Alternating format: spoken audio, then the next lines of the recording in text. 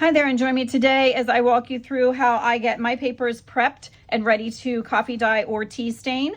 I will show you 3 different things that I do to some of the papers. The third one is my favorite. Hopefully this will get you started and get ready to coffee dye and tea dye some papers of your own. This video is just the 3 techniques I do to prep before I coffee dye, and then the next video that comes along will be me actually coffee dyeing the papers, and I will talk about that a little bit more in the video. I'm Gigi from Hickory Art Co. Let's get started. So I do have a big mess on my desk here, but I wanted to show you one of the first things that I do when I know that I'm going to be coffee dyeing or tea dyeing is I go through some of my books that I don't tend to grab very often because the pages are so stark white, but that have some pretty cool stuff in. So I have this book, Hand Lettering for Everyone, that I picked up at a library book sale, and I just went and tore some of the pages out so I know that if they are already coffee dyed or tea dyed, that I will be more likely to grab them and use them. So just look through your books and see what you have. Coloring books are another good option that you can pull some pages out, knowing that maybe if they were coffee stained, that you would be more likely to grab them and put them into your journals, either as pieces or as some signature pages. Then I also have these canvas sheets that I had picked up at in a tablet from Dollar Tree. Crafter Square canvas pad. So the fronts are white and the back is already a beige. You can see if I hold the two together here, the difference. But I'm going to soak those in some coffee dye and see if I can get the fronts of those a little bit more to my liking.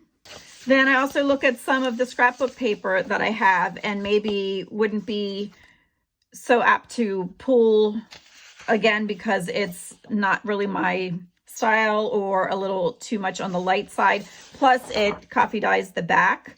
So I know a lot of times when we go to use these in signatures, you've got this really cool looking scrapbooking paper and then you're left with this plain white. And we have done master boards on the back of these, which are also very nice. But another thing you can do is go ahead and get some stain on them, and they grunge up and make the fronts look a little more vintage, as well as taking care of that stark white on the back. So I pulled some of those. I also have some that are just plain. We're going to see what we can do with those. And this bright yellow one, I know that I would not ever pick this up to put in anything that I do. So I am going to see if I can't get it toned down with the coffee dye. And this is just a scrapbook pad that I had pulled that has some nice stuff in. But again, a couple of the things are a little just too bright, and I wanted to also get the backs of some of them. So we're going to pull that as well. This is from a book that I had picked up from the 1980s, and it is full of record keeping sheets that look really nice in signatures or as background paper. So I pulled a couple of those. So I'm going to get those grunged up because I'm more likely to, again, pull those out if they are not so bright white. So then I also, for 40 cents at a local thrift place, I had found this tourist guide to the Hudson Valley. And this is from 1987. So I like to use the maps and get those grunged up. So I pulled a couple of those out. But then I also noticed there's some coupons in the back here. I'm going to pull a page of those too and get those coffee stained as well. Let's do 2 of those.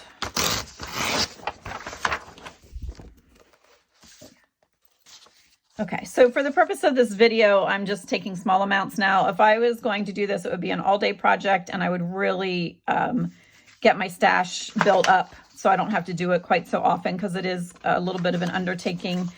So I wait till I have a nice sunny day because I prefer to do it outside and just let them lay and dry in the sun. I don't fool with the oven or ironing them or anything like that. And just for a few other things, just look around and see what you have. I grabbed some grid paper that I had, ledger paper, out of an old book I had picked up at a thrift store. This is out of an old spelling book. These are already kind of caramel colored, but I'm going to see if I can get a couple of them a little bit darker. You can throw in some envelopes. You can throw in index cards. Somehow I ended up with index cards with no lines on them. I don't know how. If I can find my other pack that has lines, I will throw some of those in too. I also have these little tiny bags that I had picked up at, I think the Dollar Tree or Dollar General. So I'm going to throw some of those in. Now, some of this stuff, like especially the cheapy stuff that came from the dollar stores, this will have to be a quick dip because you don't want this glue back here to let go. But if it would, you could just get the glue stick and re-glue it. And the same thing with the envelopes. You don't want this to let go either. And then we need to just be careful because of the adhesive that's already on here. And I will show you what to do with that when we get to that point. All right. Oh, and I also pulled out some more paper from one of my flower and plants books. So I'm going to throw some of these in too. They also are a little bit aged around the edges and stuff already, but we're going to see if we can get them really kind of grunged up and distressed looking. So then we just have regular copy paper that is used in the home printer. I'm not sure what pound this is. It's just your typical printer paper. And then I have more of a heavier cardstock. So we are going to do some of those as well. And some of the sheets I'm not going to do anything to. They're just going to be coffee dyed when the time comes.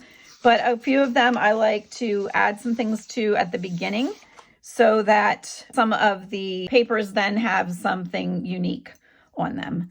So the first thing I'm going to do is pull out my stamps, my ink pads, and I have Vintage Photo, I have a Hickory Smoke, and I have Black Soot. These are all the archival inks, so they are acid-free, permanent, waterproof.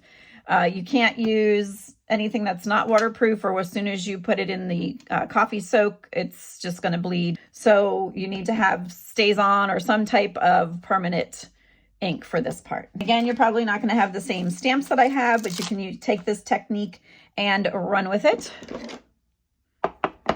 This is a background stamp that I had gotten at Michael's. It looks like this. I don't have the outside packaging anymore, but it is considered a background stamp. So I am just going to load this up and we're going to pre-stamp the paper. And I'm not going to make you watch me do the whole thing. I will get it started and then I will show you what it looks like when I finished it. But I do need a piece of scrap paper. This is just an extra sheet of the cardstock that I just want to slide under there because I like to run the background stamps off of the sheet of paper and not have an exact line down there. So we are going to put this up and over the edge at the side and at the top. And then we have that. So your design runs off of the paper. So I'm just going to do this kind of randomly around the sheet of paper, and then I will show you what it looks like when I'm done. Okay, so this is one that is finished and ready to be coffee dyed, and you can see it kind of shows through on the back as well, and it'll show up even more after this has been made wet. And also you can see that I did some regular stamping, but then I also did like a ghost stamp. So after I stamped it, then I got a second printing off of it just as little faded areas that kind of go back into the background. Again, if this wasn't for the purpose of the video, I would do a couple of these so I would have them for my stash. All right, something else that I like to do is I use numbers a lot in my junk journaling. So I like to just randomly stick some numbers on that then will be coffee dyed and that I can just tear apart when I need them in a little bit of a cluster or a collage. So I'm just going to put some numbers out here randomly and stamp them around on the paper. I'll do some by themselves.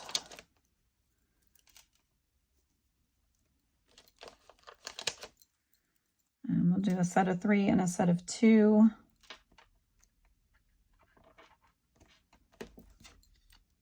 Make sure they're all right side up. Have my sheet of paper. These I'm going to do in the Hickory Smoke. And again, you use whatever you have, this is just to give you some inspiration on things that you could do.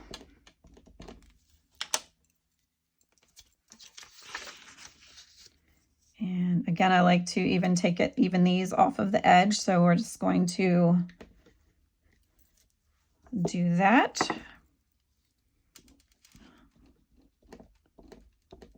And I'll do a couple more like that, and then I can switch it out and add some different numbers. And then when it's coffee dyed, you have some to pick from if you want to use them in a journal. Go off the sheet with that.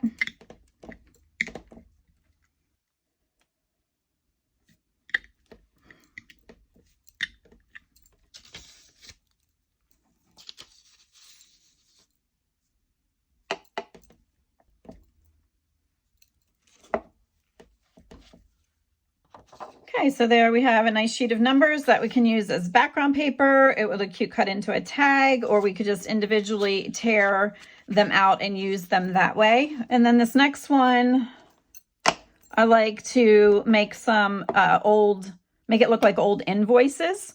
So I'm going to get this inked up, and I'll show you what they look like here in a second. And I don't remember where these came from. Amazon, possibly. I had gotten some from Walmart also. Back in the day, I used to order from Temu once in a while. But if you just Google old vintage invoice stamps, you will get a lot to choose from. So I'm going to do this in the archival ink, and then I think I'll do another page with them. I'm sorry, in the Hickory Smoke, and then I think I'll do another page of them with the vintage photo. And I think it goes that way. Again, I'm going to run it off. And these are just really nice to use, again, in a collage as a background, and then collage on top of them. They look nice cut into a tag, and then have some embellishments put on top of that. And I'm going to separate these a little bit because I know that I'm going to be tearing out around them.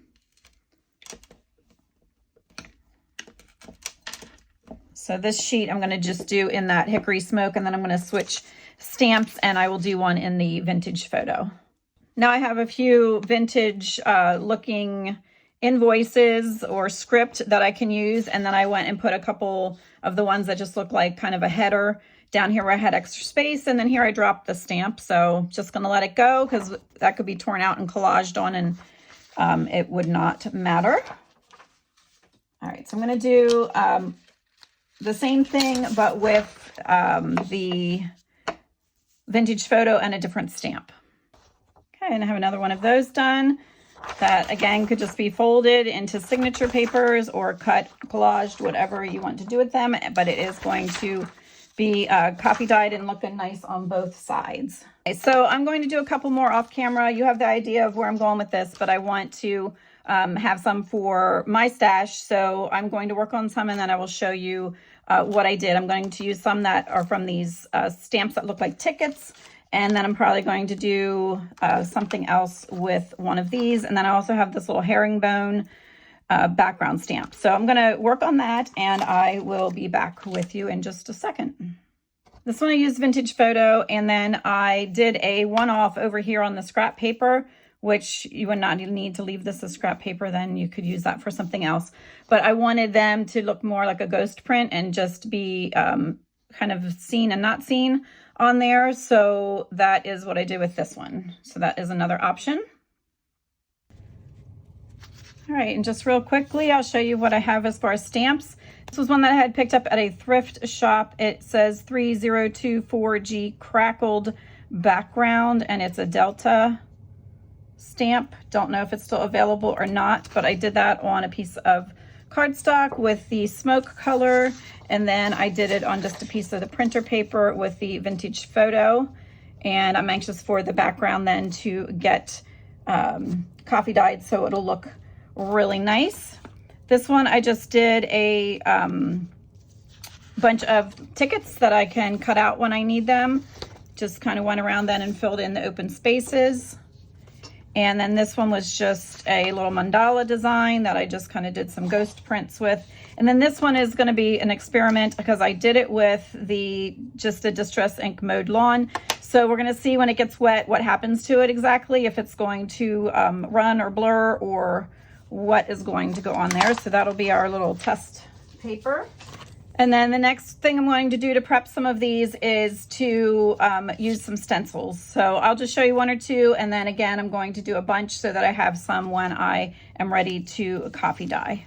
And again, your materials I know are going to be completely different than mine. I'm just trying to give you some ideas and some inspiration to take what you have and apply these same techniques. So I know that you're not going to have this exact same stencil or the exact same 12 by 12 sheet that I had, or the same stamps, but it's just to give you an idea of what you can do to prep some of your paper before you coffee dye it. And then there are going to be some pieces that I don't do anything to because I like to have some just plain coffee dyed sheets of paper. So this is just something I'm doing to a few of them to prep them in before I coffee dye.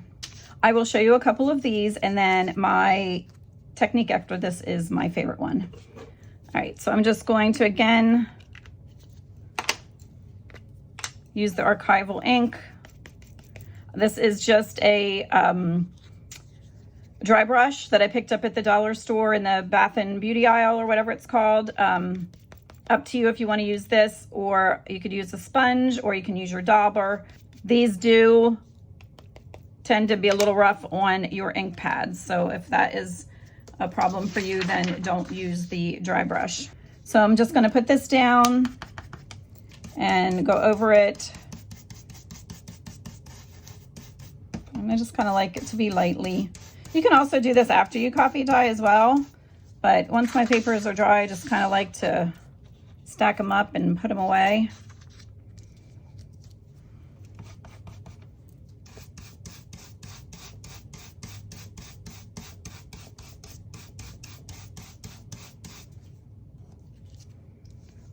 All right, so I'm just going to move around the paper and do this. So for the stenciling, I have this one with a little fleur-de-lis, and then I have these that I did with the number stencil. This is just from the Dollar Tree, and it just spins around, has all the numbers and a couple of the symbols on it. And the one thing you want to keep in mind is if you're intending on using some of your coffee dye paper in signatures, then if you're doing something that's non-directional, you may want to think about which way you're going to fold your paper. Because if I would have put these on this way and then fold my paper, I mean, if you're doing a tall, skinny journal maybe, or a little pamphlet, but otherwise, if your signatures are going to be going this way and sewn into a journal, then just keep that in mind when you are doing your stamping or your stenciling.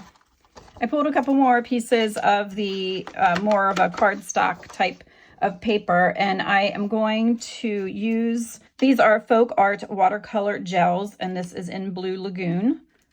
So I am going to put a little bit of this out, and then I have coffee. I want to water this down, but rather than just use water, I'm going to use coffee water. So this is instant coffee that I got at the Dollar Tree that we will talk about when we do the total coffee dye. But I just keep it in a squirt bottle on my desk, and I like to water it down with that, just so it already starts to have a little bit of that coffee look rather than being really bright. And I'm just going to keep squirting till it gets a little bit more watered down. And I did a good bit here. If I'm just doing some tags or something, I probably don't want to put this as much out, but I want to get some color on this entire sheet of paper so that I can then use it as a signature or cut it up to whatever my needs might be at the time. So now that I have that watered down, I'm just going to lay it on here and go across there lightly.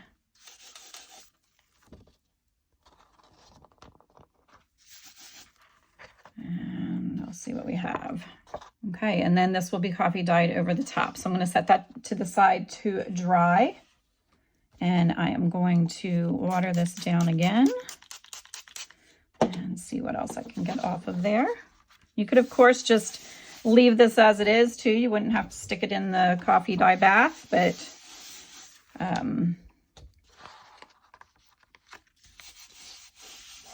I've done this in some of my other videos you may have seen before, but I do like to do it before I coffee dye, and it just comes up with a really cool technique. And you can see the difference between the two. One is much brighter and more saturated, and then this was the second time without adding any extra to that. Then I'm going to try, and I don't know if this is going to work, but this is a metallic, Folk Art metallic multi-surface. This is taupe. So we're just gonna play around and experiment with this. This is kind of going out of control here. And I don't mind if some of the blue is still down there. Now this is just plain acrylic paint. So, and it is multi-surface, so you do have to be careful what you spritz it out on. Hopefully this will come off this glass. I'm gonna work quickly.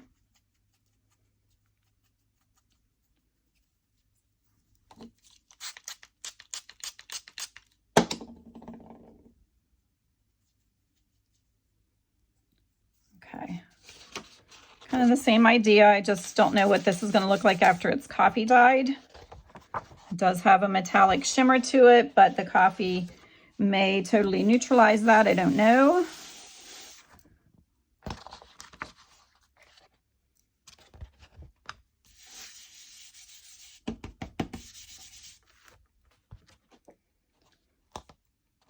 Let's see if we can get this down yet. Okay, so it does, and it picked up a little bit of that green also, but it does definitely have a metallic sheen to it. But again, it's going to, that's my first time doing that, so that'll be a little experiment as well. And I want to get this off of here just in case. And the other thing we can do, let's do it to one of the green ones, is I'm going to spritz a little bit of my coffee on here and just try to make some puddles. And we're going to let those dry.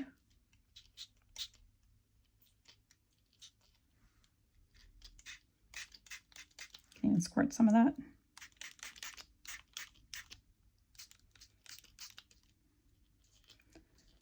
So in other words, just play around with it and have fun and see what you get. We could even, in that wet there, we could even add a little bit of the ground coffee, and I do this when I'm doing the big coffee dye baths, I call it, as well. Just scatter around some of the coffee grounds and see what you get. So now I don't have the patience to stand here and wait for this to dry, so I am going to, for the sake of the video, dry it for you, and then we can see what we have. This is what this one looks like now with the coffee splatter on it and the dried coffee. Now you could totally stop right here and it would be really cool background paper, signature paper, tags, whatever you want it for. But I am going to slide it into the coffee bath, which will be in the next video, and see what happens. And I know these granules that are stuck here will probably loosen up a little bit, but it did get really nice. The edges got nice where the paint stopped. And this is the other one. I think we'll just let that one go. And then this was the metallic one. So we'll see what happens to that in the coffee bath as well. Then the other thing I wanted to do, if you don't have any acrylic paints, you can still just put out your ink. And this isn't going to work quite as well because this is permanent, so let's just see what happens.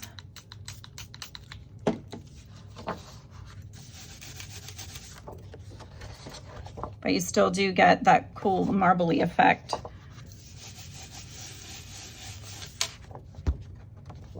Let's add some gray to it too and see.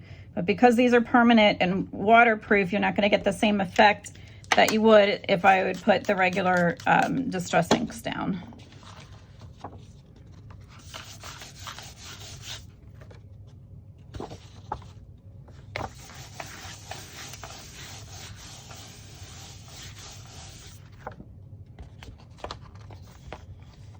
So that's a nice effect as well. In fact, I think I'm going to do a little bit more down in this one corner.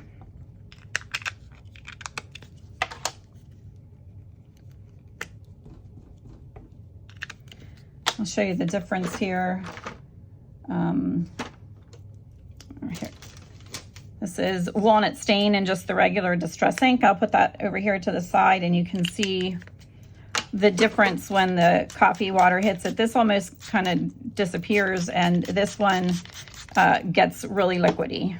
And I'm going to dip this in. I don't care if that gets on it. Like I said, it's probably going to kind of disappear and blur in the coffee bath anyway. And I don't care that it's on the back of my paper because it's going to get all dunked.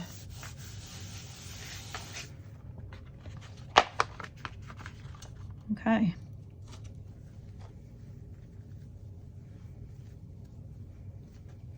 So now I would either just let these lay flat in the sun and dry, or put the hairdryer heat gun on them for a little bit.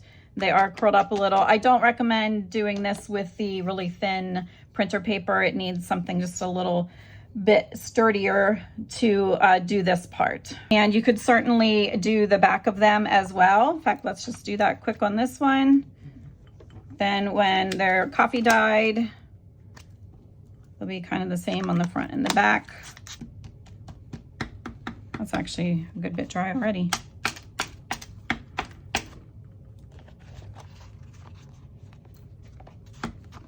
Oh, like that streak right there. Let's get rid of that.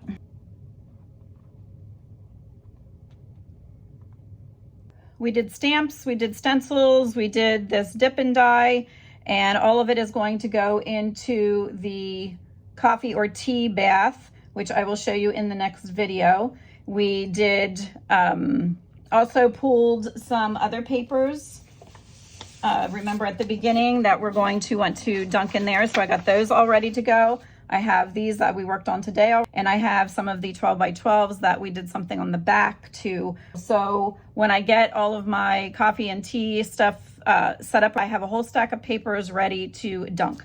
And then I also, of course, just have a stack that are going in just plain because I don't like all of my coffee stain papers to have some detail on. I like some of them to just be plain. So join me the next time and I will show you how I go about doing this, and we will end up with a really nice stack of coffee dyed papers. If you subscribe and hit that notification button, you will be most likely notified when I upload new videos, although sometimes the algorithm is a little funny about that. So if you haven't seen it, just go ahead and go right to my channel and take a look. But like I said, this part 2 should be out within a couple days of this one. Please like, comment, and subscribe to help move my little channel along. And if you need any digital kits or freebies, go ahead and check out my Ko-fi shop. And that is another way to support my little channel. Thanks for joining me today, and I will see you in part 2.